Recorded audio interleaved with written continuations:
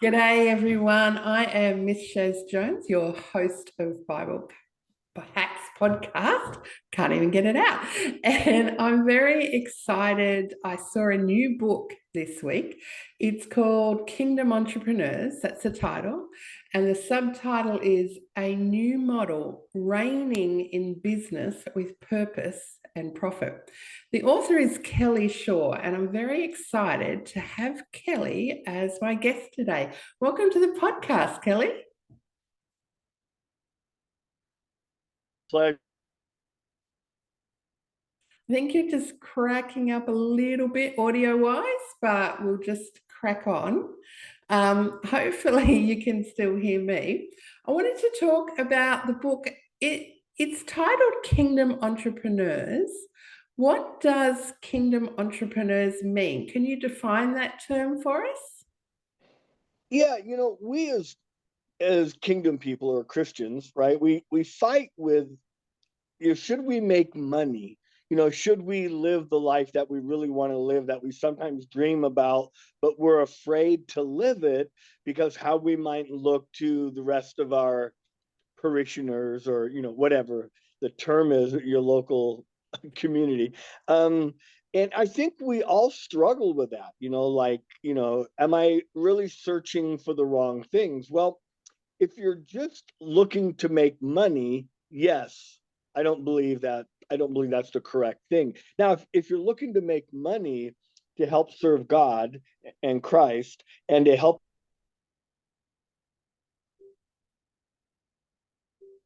Looks like we've lost audio a little bit again. But I'm excited already about this concept because I think you are right. A lot of people in the community of faith do struggle with this concept about making money and how they look to other Christians if they are making money. So how can you help us? How does your book help kingdom entrepreneurs? So I actually came out with kind of two. They're both ebooks. Um, but I think it helps get their mind set that there's nothing wrong with making money, but you've got to go about it the right way. And I think, at least I believe, I do a pretty decent job in the book explaining how to get your mind right, giving enough biblical scriptures to show that that's what the Bible says we should do. We should prosper, but we should also do it for the right reasons, which is serving.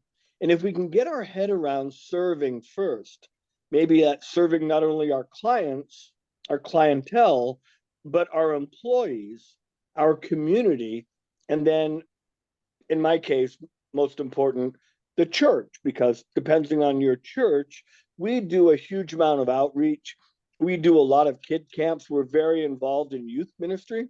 Okay. And so I believe it's really important. I was watching somebody last night.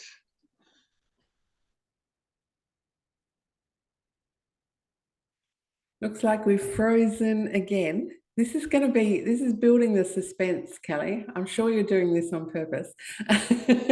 I'm loving it because the area that you're talking about, serving people, when you see your business in that way, it really does change the way that you do business, doesn't it? Is that what you mean by doing it in the right way? Yes. Sometimes, and I've been accused of this, not accused, but I accused myself of this. For many years, I chased a false idol, which was the big house, the fancy cars, the nice suits, money in the bank, a huge retirement account. Um, and I held that higher than I did living in the kingdom and serving Christ, right? And I remember one time about 10 years ago, even though I was making a lot of money, I was miserable. I Mm. mean, absolutely miserable. And I remember one night having a pity party by myself with a large bottle of wine. Might have been a jug, actually. Um, and like, what I was just so down in the dumps, wondering, what am I even here for? And I remember that night I went to sleep and I had a dream. And I was standing before the pearly gates, and God, the gates opened, and God came out and said, Kelly, I'm so disappointed. I gave you so much potential. When I woke up that morning, I went, oh, good Lord, I need to change. And and again, I realized that was not a dream. That was actually God talking to me, telling me to get my ass up out of bed, quit feeling sorry for myself, and start to make a difference in the world. And yeah, life has been a lot better since then, I will tell you. But again, it was like I quit chasing the false idol of money and decided to just serve more people. The money still comes, but I don't hold it high anymore. It's down here, and I use it to help other people. I use it to help the church. Um, just as COVID hit, I was about ready to leave on a mission for 6 months to Africa, which never happened because of COVID. But I was at the point where I could do that. I could go share, the message of Jesus and the kingdom to other parts of the world and help with water issues and housing and school. Um, All of that sounds amazing, to just be able to go and serve on the mission field for 6 months and to do real world projects like housing and water and all of the things that people need. So, how did you get into that position? Was it through, I saw that you have over 40 years experience in sales. Have I got that right? you can tell by all this. I've been around a while, so I'm celebrating my 70th birthday here shortly. Still feel and act like I'm a teenager, or at least a young adult. But yeah, I started in sales back in the mid 70s. Came out of the Marine Corps with not very many skills other than knowing how to shoot a rifle. um, and Helpful. yeah, for some reason I wanted to get into sales, and of course I was told by somebody that I would never make it in sales, but they did steer me in a direction. They gave me some good positive feedback, and I started going to the Dale Carnegie School of not only sales but public speaking. I got a passion for public speaking, and I learned the right way to sell. And my early mentors, a lot of people don't know this, but all the early great mentors on sales, none of them talked about steps of selling. They all started off talking about serving and finding out whether you and or your product or service can actually help people. And then if it does, just make it easy for them, make it fun. If it doesn't work, then just help them find the right place to go. And I think I still study sales. Like I think I've read 8 or 9 sales books in the last 12 months. I've attended, this last week alone, I attended 9 hours of sales training to see if there's anything new out there, which there isn't. Uh, and everybody talks about, they're bad mouthing the old way of selling, and then they're talking about the new way of selling, which is really the old way of selling, just kind of reformatted. But it all gets back to serving. And so I've kind of had that serving mindset forever. And, I believe the old adage, we were born with 2 ears and 1 mouth. We need to listen twice as much as we're talking. Really, we need to listen probably 80% of the time and talk less than 20% of the time. But yeah, I just fell in love with sales. I fell in love with sales management, and I got in the habit when I was about 30 years old. I I was hired to go in and turn around companies that were struggling with their sales and their customer satisfaction, whether it was the automotive industry, the boating industry. I've taken over bars and restaurants and tried to turn them around, and done a great job.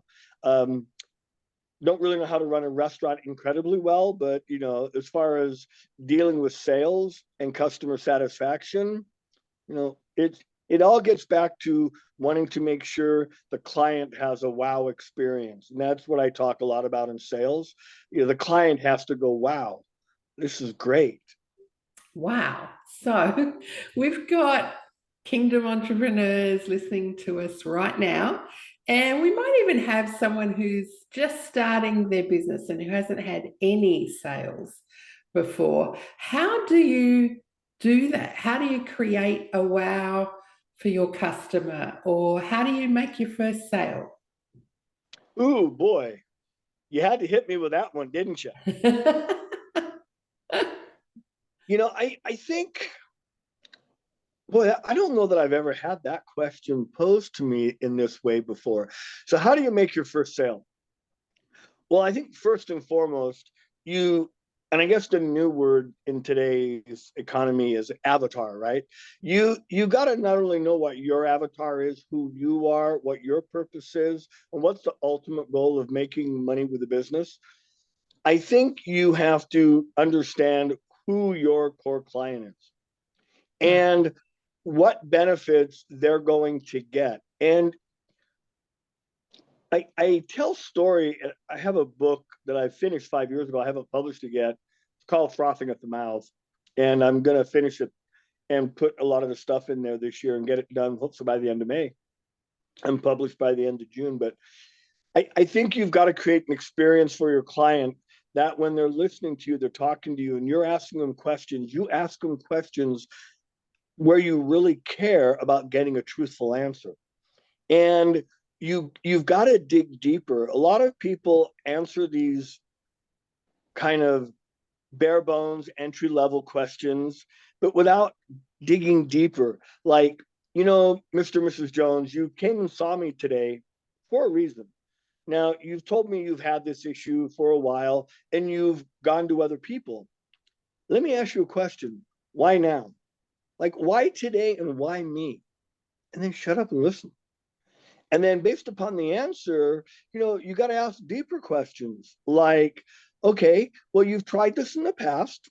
Number one, why didn't they work? And number two, what makes you think this time doing that with me will be different than in the past? Mm. And we don't learn to ask the right questions because a lot of people are only concerned with one thing, making the sale and making money. And I think that permeates through your skin. Like you eat a lot of garlic, right? The next day, people know you had a lot of garlic the night before. I think when you're desperate for a sale, so I'm going to answer your question now. Don't be concerned with your first sale. Just be concerned with helping somebody find what they need, want, and desire, and make it easy for them. That's And interesting. it'll come naturally. That reminds me of there was a Harvard Business Review ages ago, like probably more than a decade ago. I'll put it in the show notes, I'll find it. But it was on sales and it said the number one factor that affects the high performing sales is that they have the ability to speak the language of the client, basically. So Correct. if it's like, say, computers, they'll know about CPU and RAM and things that don't make any sense at all or have any use outside of that industry. But they will know like the insider language, if you like. And so that's the number one thing that people look for and value, and it causes them to trust in the salesperson if they handle the language correctly, which makes me sort of think about when the Holy Spirit came in Acts chapter 2, the first thing that he did was empower them to speak in the language of the hearers. So Right. I think it says 3 times that it was in their language, in their language, in their language, that they didn't hear in the Hebrew or the Aramaic or the language of the speaker. They heard it in the language of the hearer. So is that the similar thing to your saying when you're saying ask questions? Is that what you're saying? Ask things that allows the customer to have a voice. Yeah, I mean, you bring up a couple good points there. Number one, no matter what industry you're in, right? Number one, everybody in the world's a salesperson. I mean, we've all have our own scripts, that we've developed. Some scripts are worth $50,000 a year. Some are worth billions. Elon Musk, those kinds of people have different scripts. They have a different mindset. But Yeah.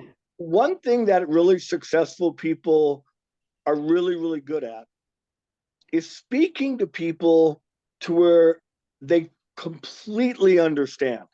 They don't speak over their head, they don't speak beneath them, but they figure out a way to communicate where it's clear. It kind of reminds me of, we don't really use them anymore, but there's this thing called a radio, right? And you used to tune it on your car, and maybe your favorite radio station was 98.7 FM, right? Yeah. Now, if you dialed it to 98.6, you might still be able to hear the talk show or the music, but it wasn't clear. Yeah.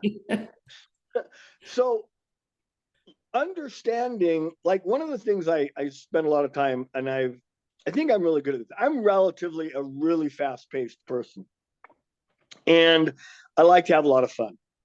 So I'm what's called a high I on the DISC scale. Now, for me to sell, I've been very, very, very fortunate. I sell a lot of engineers. Now, they're the opposite personality of me, but I know two things. They're slower paced than me, so I have to talk slower. I also have to know my product and the competing product probably better than the competing salesperson. And instead of me saying how good it is, I need to direct that person where to go find the knowledge, because they're going to go look for it and they're not going to take your word for it. Conversely, I'm really good at selling to S's, which are slower paced, but much more family oriented. And I need to slow down and talk about the future and the customer service, what happens after the sale. And I got to make it easy for them to buy, but I can't push them or be too fast. Right. When I'm dealing with an I just got to make it easy and fun and ask them to buy, and they'll buy, because I'll buy anything. And then later on, I go, why did I buy that? It sounded good at the time. Oh, well. And what But about again, these? yeah, but like you brought up the computer analogy, right? No matter what industry we're in, we all have our own vernacular, and we have a tendency to use that, like the people we're talking to understand it, without finding out, is it really important to them? To give you a good example, I was at a car dealership one time and I had done some sales training. And I was just hanging out, watching the salespeople and see if they were actually trying to implement the stuff I was talking about. And this one gentleman drove up, and the salesperson asked a question. It was really good. He did a good intro, and they were talking, having a good conversation. He goes, well, what's really important to you in your next car? And the guy goes, oh, well, safety. So the salesperson goes into a sales pitch about crumple zones and airbags and anti-lock brakes and, all-wheel drive. And I'm like, whoa, whoa, whoa, whoa. So I kind of stepped in and said, hey, I'm so-and-so. I'm one of the managers here. I've been here, doing some consulting work. Can I ask you a question? And the guy goes, sure. I go, you bring up an interesting point. You said the thing you're looking for the most in your next car was safety. Could you explain to me, so I'm on the same level of understanding? When you say safety, what do you actually mean? And he goes, well, my wife's a flight attendant. She lands at LAX sometimes at midnight or later. By the time she gets out of the airport to her car, she has a 30-minute drive to Orange County. I want to make sure that the car's not going to break down. And if she does, and I said, oh, now they're both safety, right? In the eye of the beholder. Right. Yeah. So again, that salesperson was was kind of doing the right thing, but they didn't dig deeper to find out what's in the client's mind. What do they mean? Which is why I love that question, why. I'm actually thinking about doing a book called Why.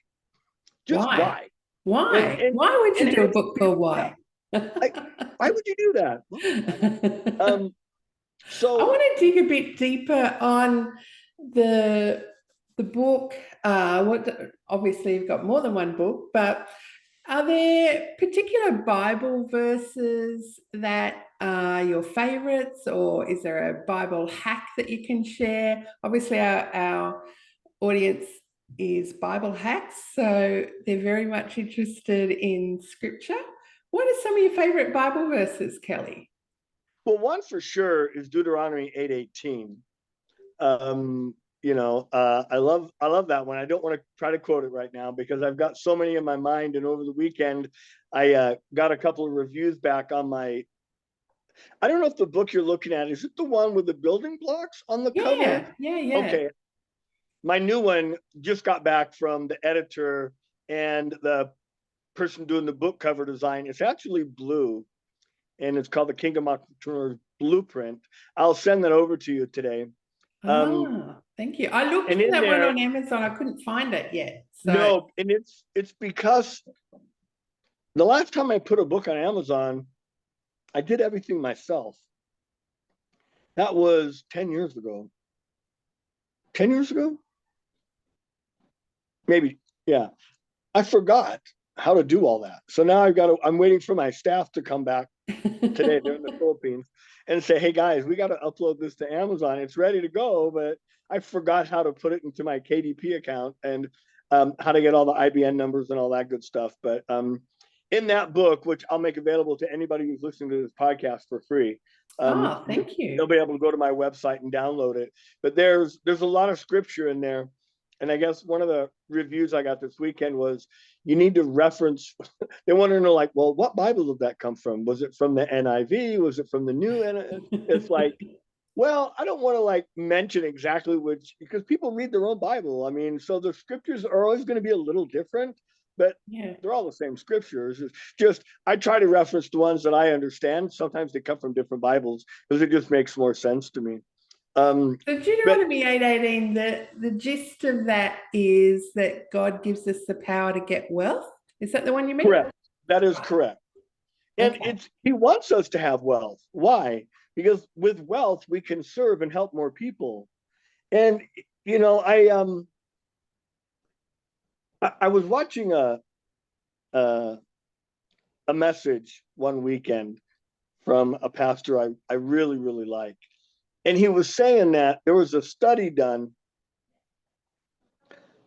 on a bunch of national restaurant chains. And the time they get the worst reviews is on Sunday mornings between 10 and 1. Really? Yes. And it's because I hate to say this, but I understand because I've been there.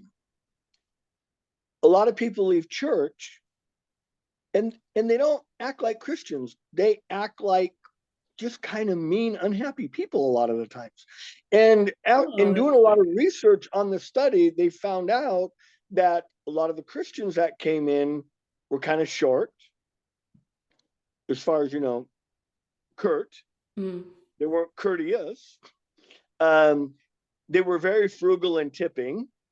They were relatively demanding and marginally unhappy. Like when I leave church, I'm like fired up. I got the spirit. And I'm like singing songs. And I'm like, I wonder, there's so many people that just don't really live. They don't walk the walk. They talk. They don't walk. They're not very generous. Um, and I find it fascinating that, and I don't, and again, I this message was probably a year ago, but I did a little bit of research myself, and I went to a couple of restaurants after church, and realized that there were a lot of people sitting there that didn't look very happy, and I knew a lot of them were from the were just come out of church. You could tell by the way they were dressed, some of the things they were talking about. I'm going, if we as Christians, if we want to spread the word, number one, we have got to quit being so doggone self-righteous. We've got to be, in some cases, a little bit more.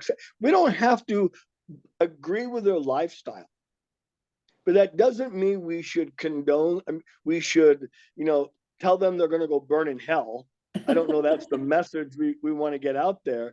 We like I'm my going to share some good news. yeah. So like we live in downtown Phoenix most of the time. We have a couple homes. And it's very LGBT friendly, right? I mean, it is what it is. A lot of big cities are that way. And we invite people to the church all the time. And it's like, look, we're all sinners. There's no sin greater than any other sin. That doesn't mean that God won't accept you or God doesn't love you. You can still come to church and be accepted. We may not agree with your lifestyle, but then again, I probably wouldn't agree with 90% of the people's lifestyle that attend the church. I don't have to. God accepts them, right? I just have to be loving Definitely and not caring. up to us. Right. So So, can I ask, because we're just running out of time. I'm sorry, this has gone really, really quick. How can people get in touch with you, Kelly? Is there a preferred way to find you? I will tell you, my staff will tell you. Yeah. You go to kingdomsalesacademy.com. That's Okay. and message me at Kelly at the Kingdom or Kelly at kingdomsalesacademy.com. Okay. And I'll send you over the link and they can download my my new ebook. I'll put both of them out there. They're a little different, but the one that's blue, the one that says the Kingdom Entrepreneur's Blueprint is the brand new one. They're all relatively new. I've spent the better part of 6 weeks just compiling data and information that I want to put into my full-on hardback book, and try to put them into bite-sized segments that somebody could read in a day and get valuable information and act on it from there. So those will all be available on kingdomsalesacademy.com. Okay, and when I went to that, I had to put in www first. So www.kingdomsalesacademy.com. Are you on the socials as well? I think I saw you on Facebook, and are you on Instagram or any other socials as well? Yeah, well, I have a LinkedIn website. I can't tell you what it is right now because my staff knows that. But yeah, we have Kingdom Sales Academies on Facebook and Instagram, and Kelly Shaw is on both. And we cross-reference both of those. We also have a website for our new puppy, Oh, Gunther really? the rescue dog. We do a lot of posting on that one daily because he's a hoot for a 3-month-old puppy. We have to watch him like a hawk, which is why I was almost 5 minutes late trying to take care of him before I jumped on the podcast today. I forgot how much work puppies were. Yes. I haven't forgotten. They're a lot of work. Yeah, well, I'll never forget again. I will tell you, I've got scars on my arm to prove it. Those Oh, claws, I dear. forgot how sharp they are. And are you on YouTube at all, Kelly? Are there any Very videos? little. We're getting ready to go on YouTube. In fact, I'm in the middle of developing about 14 videos we're going to put on there, giving some insight into kingdom entrepreneurship, and those will be probably start being posted. Well, I was supposed to have them ready April 1st, but they'll probably be ready around the 1st of May. So Okay. they'll be out there, and then all those socials will be on the Kingdom Sales Academy website where they Right. can follow us. And my goal is to put out about 90 to 100 pieces of educational content by the end Wow. of the year, so that if people, maybe they don't want to attend a webinar, maybe they don't want to they don't want any coaching, maybe they're do it yourself, but we just want to get value out there. We want to serve people, whether they're in the kingdom or they're not. I mean, we can serve people outside the kingdom, and then by our actions, right, and by what we do and how we live our lives, they'll eventually get curious and they say, when they ask the question, how did you achieve what you achieved? It's like, well, do you really want to know the truth? Or do you want me to just blow smoke? And they say, well, we want to know the truth. I go, I owe it all to Jesus.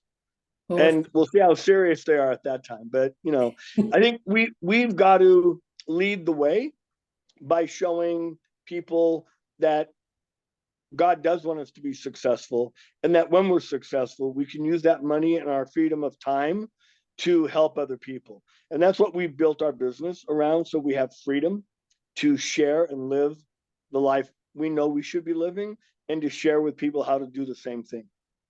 Wow. That's been really helpful, Kelly. I'm sure the audience agrees, and I hope they take advantage of working deeper with you. And if you're going to put out 90 to 100 pieces of content before the end of the year, that's obviously a lot of value for people. So I encourage everyone to go to www.kingdomsalesacademy.com. Kelly Shaw, thank you for being on the podcast today. Well, thank you for having me. God bless. It's been such a pleasure. And if you ever need somebody else somewhere down the road, or if you'd like to be, my wife has an awesome podcast Tell called us. Women of Influence. And she, every Wednesday, she interviews a woman of some influence from all over the world. We've had speakers from Africa, the UK, Canada, the US. Heck, we might as well get somebody from down under, right? May as well. That sounds awesome. Yeah. Because, if you think in terms of influence, Jesus was all about that, right? And he did pretty well. He influenced the whole world. He's still influencing them thousands of years later. So, Well, I'm glad you brought that up, because I want to share one more thing with your audience. sure. As wonderful and great and powerful as Jesus was, he didn't do it by himself. He had 12 apostles. Yeah. As an entrepreneur, we try to do so many things by ourselves, and Jesus didn't. He had 12 people help him, and look what he achieved. That's all he needed was 12. We probably don't need 12, but we shouldn't be trying to do everything ourselves. You need to surround yourself with the right support staff that's going to kick you in the butt and pat you on the back. They're only a few inches from each other. But remember, nobody has ever achieved anything on their own. Every great man has a great woman. Every great woman probably has a great man behind her, pushing her, or they have a team. Everybody has a team, and we just need to find our tribe. Wow. That's good. That's gonna influence a lot of people. Thank you for adding that, Kelly. I really appreciate you being here today. My pleasure. As long as I can help serve, I appreciate it. Thank you. Thanks.